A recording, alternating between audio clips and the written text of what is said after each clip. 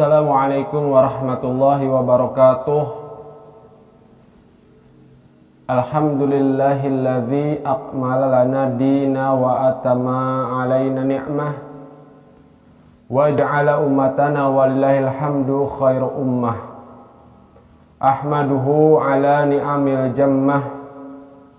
Ashhadu an la ilaha illallah wahdahu la syarikalah. Syahadatan takunu liman i'tasama biha khairu ismah. Wa ashhadu anna sayyidana Muhammadan abduhu wa rasuluhu arsalahu lil alamin rahmah. Sallallahu alaihi wa ala alihi wa ashabihi salatan takunu lana nuran min kulli dhulmah. Segala puji milik Allah, zat yang telah menciptakan kita dan zat yang telah menjadikan kita memeluk suatu agama, yang agama itu dibawa oleh manusia yang paling sempurna di muka bumi. Dialah baginda Rasul Muhammad sallallahu alaihi wasallam. Salawat beserta salam semoga tetap tercurah limpahkan kehariban baginda Rasul Muhammad sallallahu alaihi wasallam kepada para keluarganya, para sahabatnya, para zuriyahnya, serta kita selaku umatnya. Hadirin para pecinta Nabi sallallahu alaihi wasallam, alhamdulillah bini'matillah, alhamdulillah ala kulli hal. Dalam kesempatan ini kita akan membahas tentang hadis arba'in. Hadis arba'in Nawawiyah. 42 hadis yang akan kita bahas.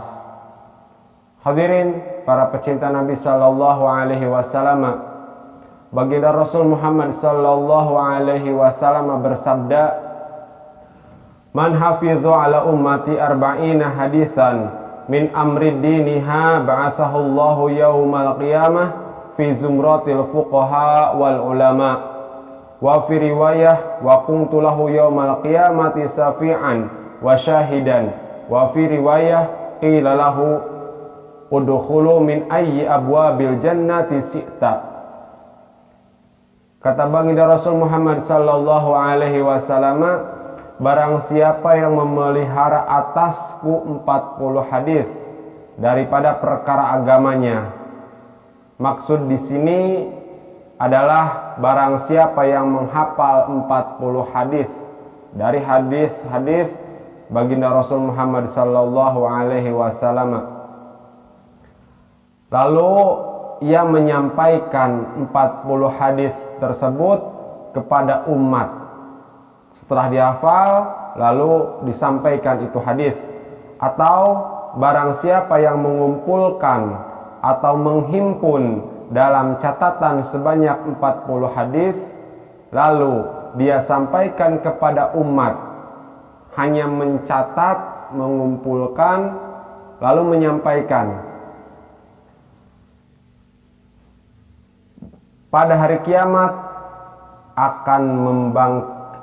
Allah akan membangkitkan dia pada golongan ahli fikih dan ulama. Yang pertama, menghafal lalu menyampaikan kepada umat. Yang kedua, menghimpun atau mengumpulkan lalu menyampaikan kepada umat. Di hari kiamat dia akan dikumpulkan daripada golongan para ahli fikih dan ulama. Hadirin para pecinta Nabi sallallahu alaihi wasallam, pada suatu riwayat adalah aku baginya, kata Rasulullah sallallahu alaihi wasallam, memberikan syafaat dan menyaksikannya. Dan para riwayat yang lain dikatakan bagi dia, masuklah ke dalam surga dari pintu yang kamu kehendaki. Ulama yang masyhur, hadirin para pecinta Nabi sallallahu alaihi wasallam, ulama tersebut bernama Yahya bin Sarafiddin yang masyhur dengan sebutan Imam Nawawi. Beliau telah mengumpulkan 40 hadis dan hadis ini masyhur dikenal dengan Arba'in Nawawiyah. Dari rangkaian 40 hadis tersebut Daripada 42 hadis tersebut, kita akan rinci satu demi satu. Hadirin para pecinta Nabi sallallahu alaihi wasallam. Al-haditsul awal, hadis yang pertama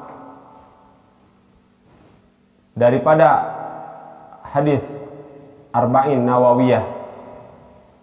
An Amiril Mukminin Abi Hafsin Umar bin Khattab radhiyallahu anhu qala sami'tu Rasulullah sallallahu alaihi wasallam yaqul innamal a'malu binniyat wa innamal likulli imri'in ma nawa faman kanat hijratuhu ila Allahi wa rasulih fa hijratuhu ila Allahi wa rasulih wa man kanat hijratuhu lidunya yusibuha aw imraati yankihuha fa hijratuhu ila ma hajara ilaihi. Rawahul Imam Muhaditsin Abu Abdillah Muhammad bin Ismail bin Ibrahim bin Mughirah Bardizbah Al-Bukhari wa Abu Husaini Muslim bin Hujaj bin Muslim Al-Qusairi Anasaiburi fi sahihah ladaini huma asahu kutubil musannafah.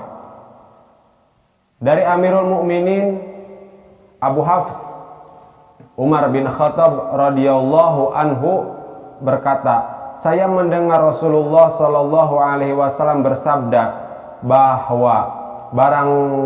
bahwasanya semua amal itu tergantung niatnya, dan bahwasanya apa yang diperoleh oleh seorang adalah sesuai dengan apa yang diniatkannya. Barang siapa hijrah karena Allah dan Rasulnya, maka hijrahnya itu diterima oleh Allah dan Rasulnya. Dan barang siapa hijrah karena mencari dunia atau karena wanita yang akan atau yang ingin dinikahinya, maka hijrahnya sebatas itu apa yang dia niatkan. Hadis riwayat Imam Al-Bukhari wa Muslim. Hadirin para pecinta Nabi sallallahu alaihi wasallam,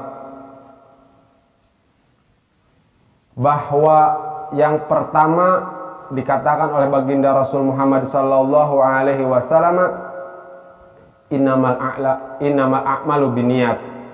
Kebanyakan daripada para ulama menjelaskan bahwa amal perbuatan itu umumnya dikatakan sah apabila ada niat.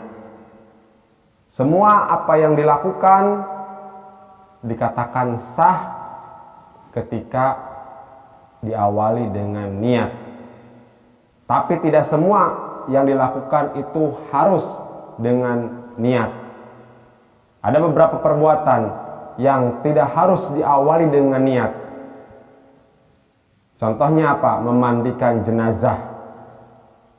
Jenazah tidak harus dengan niat dulu kalau mau memandikannya, langsung saja dimandikan. Wa innamal likulli imri'in ma nawa, dan bahwasanya apa yang diperoleh oleh seorang adalah sesuai dengan apa yang diniatkannya. Setiap ibadah yang kita lakukan itu sah menurut hukum fikih, belum tentu diterima Allah Subhanahu wa ta'ala.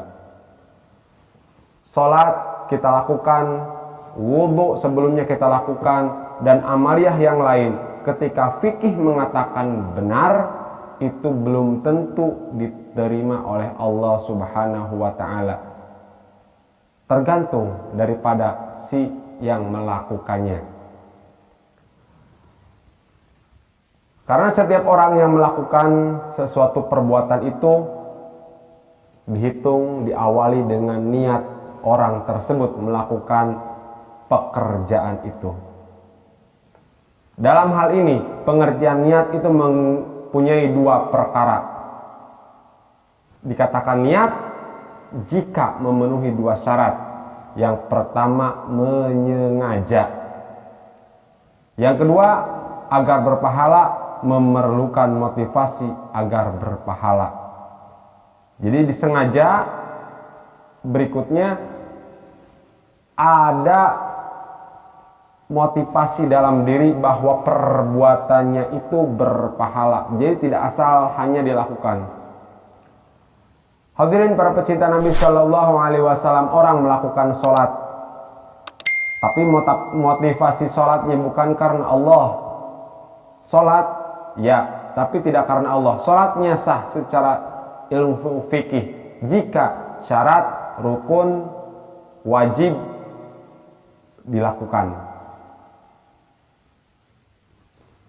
Tapi jika sholatnya sudah sesuai dengan ketentuan yang dikatakan oleh para ulama dalam kaidah fikih, tapi sholatnya tidak karena Allah, maka bukan berpahala, tapi bahkan bisa memperoleh azab atau siksa dari Allah Subhanahu wa ta'ala. Orang bersodakoh, melakukan sodakoh, infak, mengeluarkan hartanya, atau hanya dengan senyum termasuk sodakoh, tapi dorongannya bukan karena Allah. Sodakohnya sah, tetapi tidak mendapatkan pahala dari Allah Subhanahu wa ta'ala. Menuntut ilmu merupakan suatu kebaikan, tapi kalau niatnya bukan karena Allah, maka tidak akan mendapatkan pahala apa-apa dari Allah, kecuali dia mendapatkan apa yang dia lakukan. Menuntut ilmu supaya mendapat ijazah atau ijazah, misalkan sekolah formal, maka dia mendapatkan ijazah, dan hanya ijazah itulah yang dia dapatkan.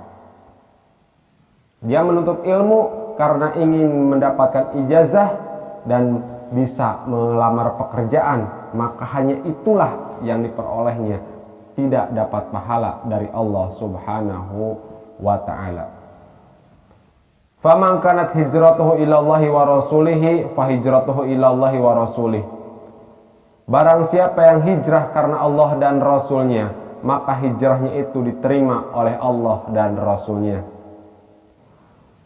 Kita beribadah, hadirin para pecinta Nabi Shallallahu Alaihi Wasallam, bukankah ingin memperoleh ridha Allah Subhanahu wa ta'ala? Apapun bentuk ibadah kita, ingin memperoleh ridha Allah, karena tidak ada yang lebih hebat daripada ridha Allah. Ketika kita beribadah bimardotillah, maka ibadah kita diterima oleh Allah, juga diterima oleh baginda Rasul Muhammad sallallahu alaihi wasallam. Tapi wa man kanat hijratuhu lidunya, dan barang siapa yang berhijrah karena dunia, orang melakukan perjalanan haji contohnya. Orang berangkat ibadah haji, kelihatannya adalah potongan akhirat karena melaksanakan salah satu rukun Islam yang 5, yaitu ibadah haji. Mampu ia secara ekonomi pun dia sehat, maka mampu berjalan dari tempat dia lahir sampai ke Baitullah dengan harta dan jiwa raganya, maka potongannya seperti potongan akhirat. Tetapi apa yang dia motivasikan dalam dirinya, apa yang dia niatkan dalam dirinya, apakah betul ibadah haji untuk menunaikan rukun Islam yang ke-5, atau ada ibadah haji itu niatnya atau motivasinya yang lain. Misalkan dia berangkat ibadah haji atau umroh untuk usaha, misalkan di sana itu doanya qabul, makbul, maka dia pergi ibadah haji untuk memperoleh apa yang dia inginkan, maka hanya itu yang dia dapatkan. Tidak haji mabrur, tapi bisa saja haji mardud.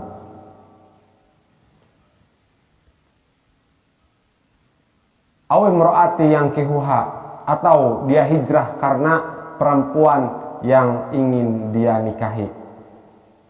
Fa hijratuhu ila ma hajara ilaih, maka hijrahnya itu sebatas apa yang diniatkannya. Hadirin para pecinta Nabi Shallallahu Alaihi Wasallam, seorang melakukan suatu perbuatan jelek, perbuatan kemaksiatan, perbuatan yang bertentangan dengan syariat Islam, tapi suatu ketika dia ingin kembali kepada Allah dan Rasulnya, Allah dan Rasulnya akan menerima. Tapi kembalinya dia bukan karena Allah dan Rasulnya, karena ada yang dicita-citakan supaya memperoleh satu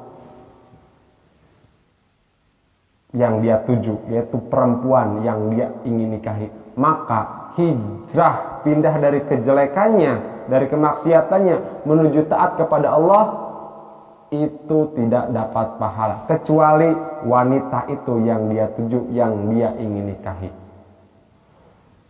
Hadirin para pecinta Nabi Shallallahu Alaihi Wasallam, para ulama menyimpulkan hadis ini merupakan standar untuk melakukan sebuah amal.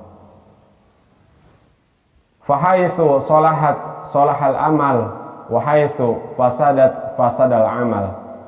Bila niat itu baik, maka amal pun akan baik.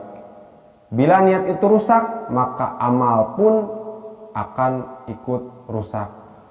Baginda Rasul Muhammad sallallahu alaihi wasallam bersabda, niatul mu'minin ablaghu min amalih wa niatul fajir saru min amalih. Niat orang yang beriman itu lebih sampai daripada amalnya. Niatnya saja sampai, meskipun tidak melakukan amal. Dan niat orang yang jahat atau orang yang kafir lebih jahat dari amalnya.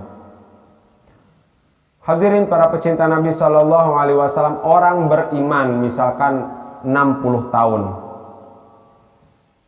di akhirat dimasukkan ke dalam surga selama-lamanya. Orang kafir menyembah selain Allah, menyembah berhala, menyembah matahari, menyembah Lata, Uzza, Manat, Hubal, Jibti, Taghut, dan lain sebagainya selama 60 tahun. Di akhirat disiksa di neraka selama-lamanya. Perbandingannya, orang yang berbuat baik hanya 60 tahun misalkan di dunia.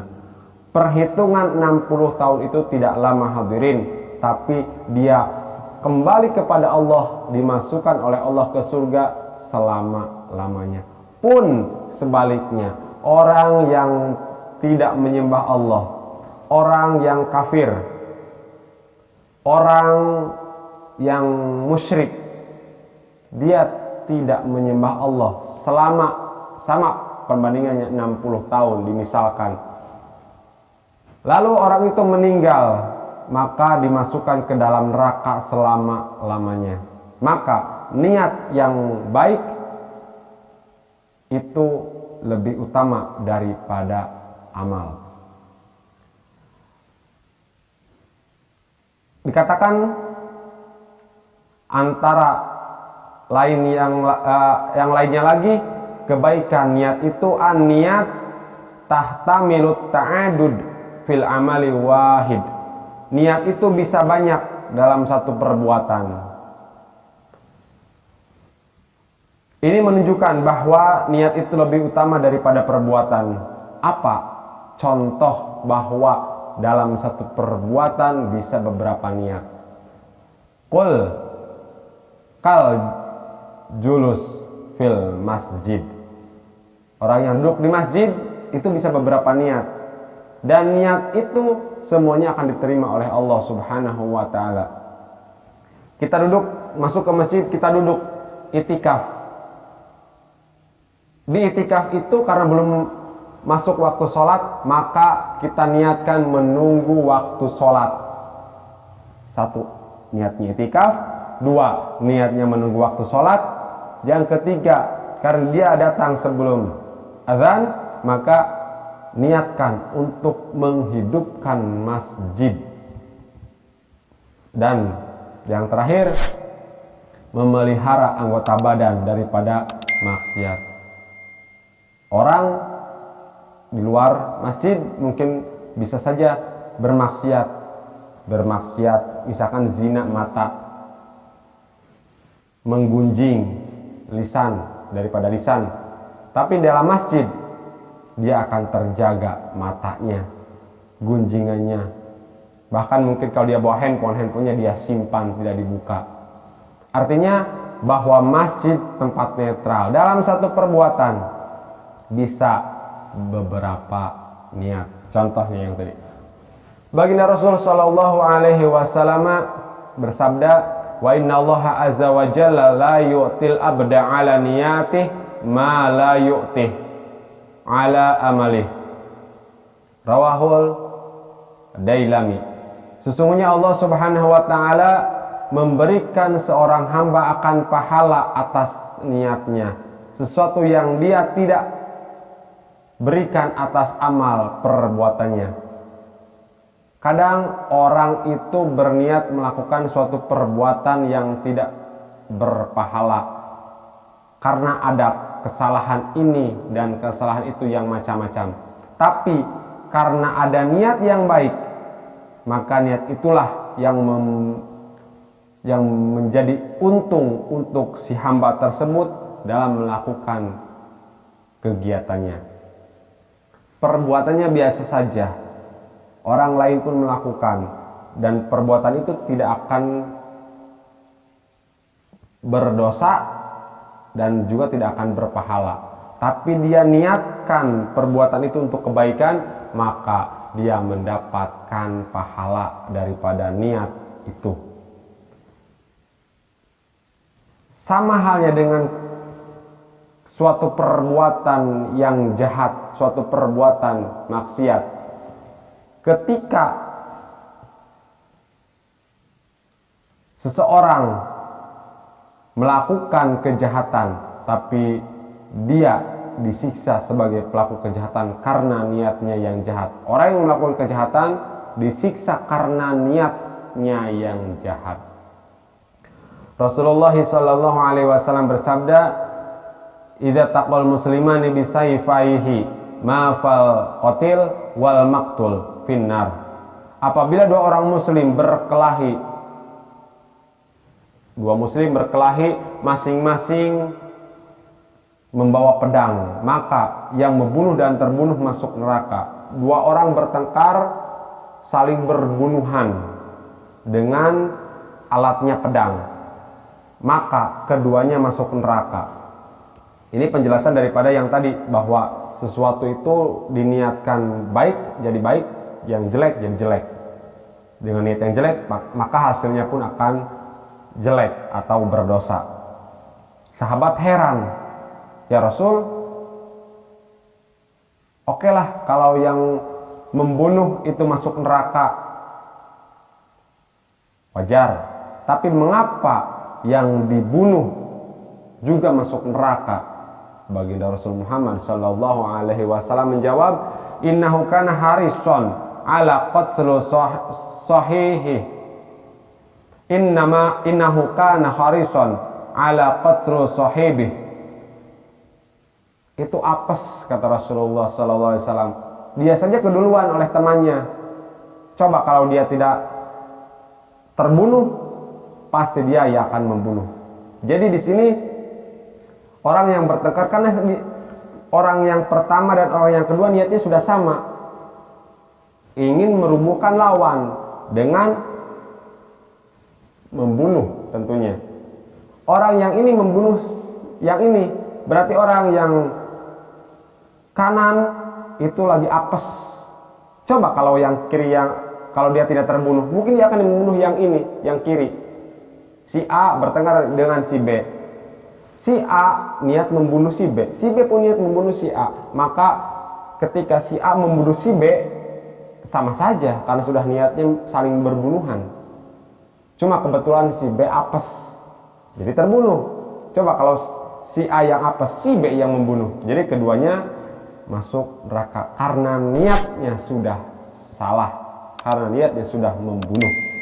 Rasulullah sallallahu alaihi wasallam bersabda lagi, inna bil madinati la rijalan masirtum masiran wala kata'tum wadiya illa sarikukum fil ajar habasahumul marad, rawahul Imam Muslim. Dalam satu peperangan jauh dari kota Madinah Al-Munawwarah, di Madinah ada beberapa orang yang mana mereka tidak menjalani jalan kita, kata Rasulullah, yaitu ikut berperang, tapi dia bersama-sama kita dapat pahala sebab mereka tertahan oleh sesuatu penyakit.